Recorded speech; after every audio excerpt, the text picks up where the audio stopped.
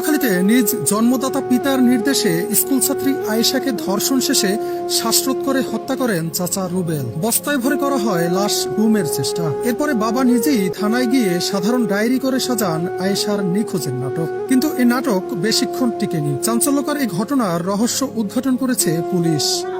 রবিবার সকালে নিজ বাড়ির রান্নাঘর থেকে আয়েশার বস্তাবন্দি লাশ উদ্ধারের পরই চাচা রুবেলকে প্রধান আসামি করে রাঙ্গাবালী থানায় একটি হত্যা মামলা দায়ের করেন তার বোন সাথী আক্তার। এরপরেই গ্রেপ্তার করা হয় অভিযুক্ত চাচাকে। পুলিশের জিজ্ঞাসাবাদে রুবেল হত্যা ও ধর্ষণের দায় স্বীকার করে জানান আয়েশার জন্মদাতার পিতা বাবুলের সংশ্লিষ্টতার কথা। এ ঘটনায় গ্রেপ্তারকৃত রুবেলকে রাঙ্গাবালী সিনিয়র জুডিশিয়াল ম্যাজিস্ট্রেট আদালতে হাজির করা হলে সে স্বীকারোক্তিমূলক জবানবন্দি দেন। জবানবন্দির প্রেক্ষিতে ঘটনা সূত্রে পুলিশ জানায়, নিহত আয়েশার মা কর্মসূত্রে সৌদি আরবে থাকেন।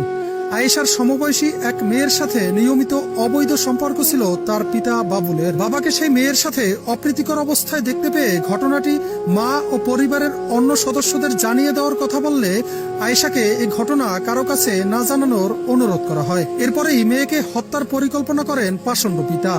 এদিকে বাড়িতে প্রতিবেলায় খাবার খেতে আসতেন চাচাতো চাচা রুবেল। রুবেলকে বিভিন্ন সুবিধার প্রলোভন দেখিয়ে নিজ কন্যা আয়েশাকে হত্যার নির্দেশ দেন বাবুল।